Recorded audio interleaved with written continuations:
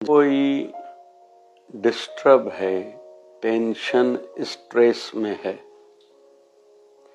उपाय ढूंढ रहा है,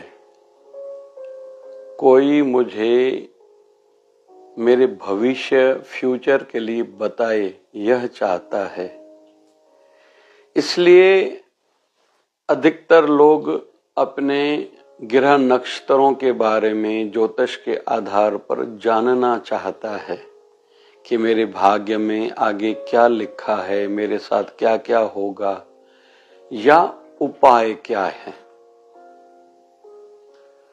तो निवेदन है कि जहां दुखों का कारण किसी का श्राप, बद्दुआ हो सकती है मुख्य कारणों में, दूसरा कर्म का अभाव, जो हमें करना चाहिए था हमने नहीं किया होगा इस जन्म में, बीते जन्म में या बीते कई जन्मों में, उसका कारण ही आज हमें दुख किसी भी प्रकार का, तन का, मन का, धन का, सामाजिक या जो भी तकलीफ है वह इस कारण से ही होगा।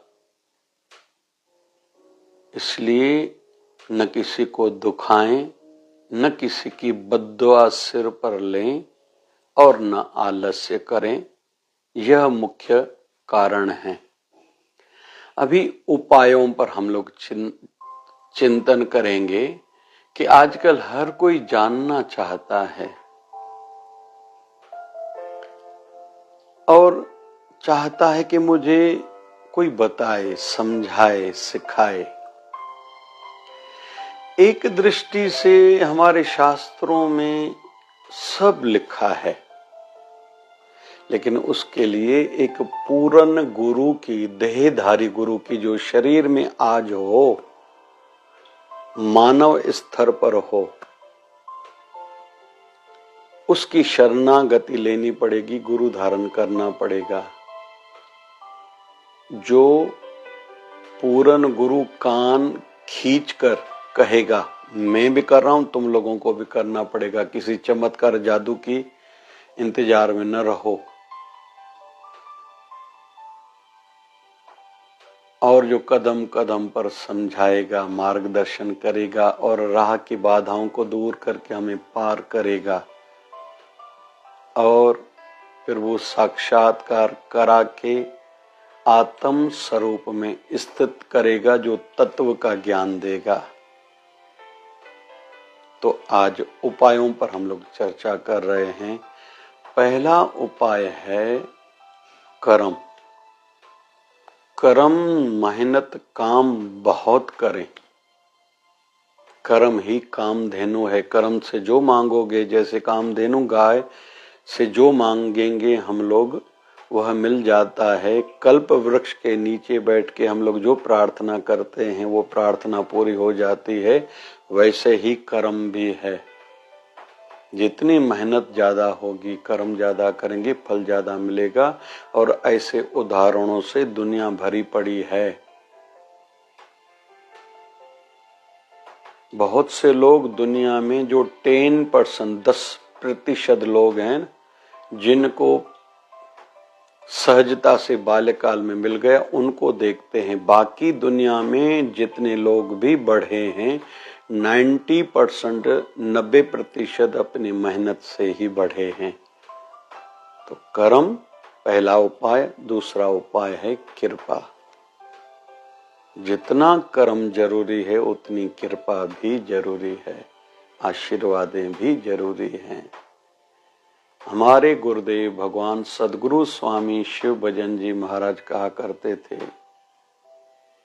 कि कृपा तो चाहिए घर के बुजुर्गों की, हमारे साथ या हमारे पास काम करने वालों की, सहयोगियों की, मित्र मंडलों की, अड़ोस पड़ोस की, जीव जंतु की, दीन दुखियों की, जो दुखी हैं, डिस्टर्ब हैं, बीमार हैं, जिनको हमारी सहायता की जरूरत है, थोड़ी हमारी हेल्प से उनका दुख दूर हो सकता है, और वह आशा की नजर से, उम्मीद की नजर से हमें देख रहे हैं। पूरा पूरा प्रयास करना चाहिए उनका दुख कैसे मिटे। दुख दूर करने वाला भगवान है, लेकिन अगर हमारी मेहनत करने से, थोड़ा प्रयास करने से, थोड़ा समय, थोड़ी संपत्ति, थोड़ी समझ, समय संपत्ति मतलब पैसा, समझ लगाने से अगर किसी का दुख दूर हो सकता है तो हमें जरूर करना चाहिए। और अपने गुरुजनों की, और अंतिम हमें आशीर्वाद चाहिए अपने सद्गुरुदेव भगवान संतों की। वैसे तो कन्याएं, गौ माता, ब्राह्मण शरीर भी आ जाते हैं, तो हमें आशीर्वाद चाहिए अपने गुरुदेव भगवान की। तो कर्म के साथ कृपा जरूरी है।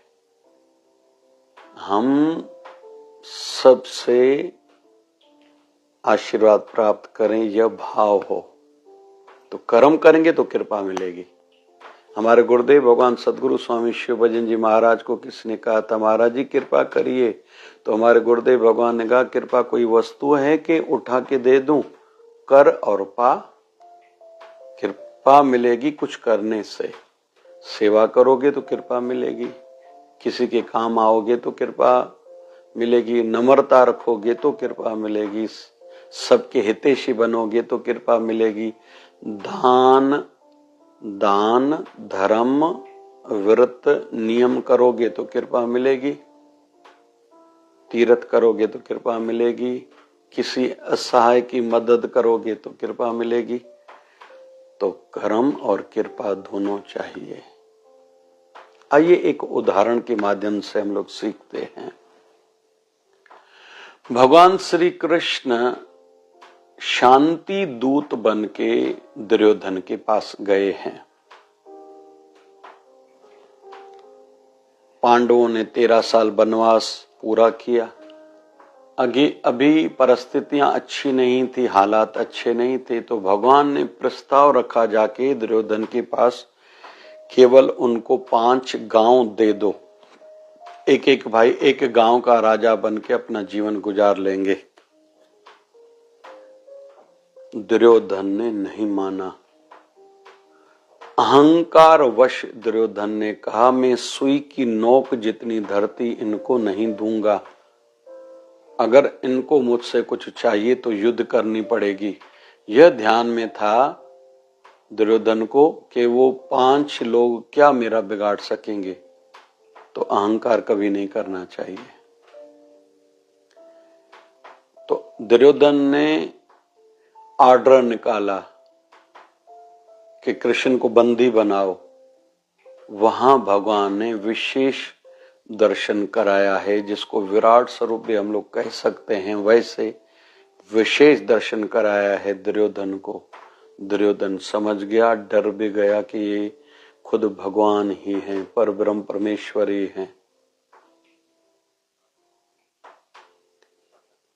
तब ठाकुर जी तो चले गए विदुर जी के पास।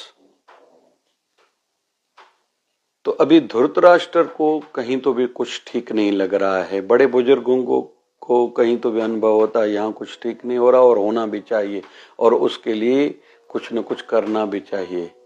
तो दुर्योधन ने राज ज्योतिषी को बुलाया कि धृतराष्ट्र ने राज ज्योतिषी को बुलाया कि मेरे बेटे दुर्योधन की जन्मपत्री देखो क्या कह रही है। बोले इसमें राज योग लिखा है, ये राजा बनेगा, तो युद्ध हो। बोले भले हो, लेकिन जीत इसकी होगी। युद्ध प्रारंभ हुई। 8 दिन युद्ध चली, आधी सेना निपट गई।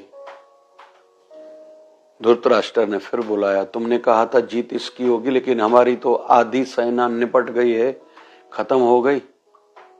तो राज ज्योतिषी कह रहे हैं, इसकी जन्मपत्री कह रही है, इसके ग्रह नक्षत्र कह रहे हैं, इशारा दे रहे हैं कि अंत में जीत दुर्योधन की होगी।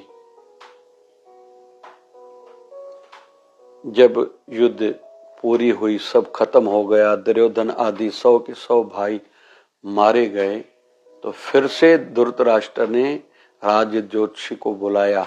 तुमने तो कहा था कि इसकी जन्म पत्री में राजयोग लिखा है, जीत इसकी होगी, फिर इसकी हार क्यों हुई? 100 के 100 बेटे मेरे क्यों मारे गए? तो उस राज ज्योतिषी ने कहा, मुझे भी समझ में नहीं आ रहा, क्योंकि ग्रह नक्षत्र सब तो कहीं तो भी फेवर में जा रहे हैं दुर्योधन की, कि जीत इसकी होने वाली थी। मुझे भी नहीं समझ में आ रहा।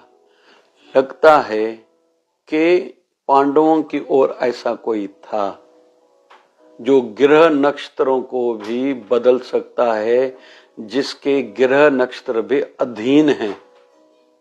बस यह कारण होगा। वैसे जन्मपत्री कुछ अलग कह रही है, उसकी जीत होने वाली थी।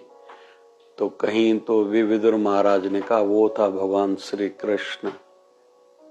जो भगवान की शरण में जाते हैं, उनके ग्रह नक्षत्र कितने भी खराब हों, खुद ही ठीक हो जाते हैं गुरु गोविंद की कृपा से। तो आज हम लोग सीख रहे हैं, कर्म और कृपा पर विश्वास करें, बद्दुआ और आलस्य से खुद को बचाएं। हमें जीवन में सफलता जरूर मिलेगी, भली कितनी भी विपरीत परिस्थितियां क्यों न हो, उल्टे हालात क्यों न चल रहे हों। अच्छाई अच्छाई है, सच्चाई सच्चाई है, बुराई का फल बुरा ही मिलेगा, यह भी ध्यान में हो। जय जय शिवधारा, जय जय शिव।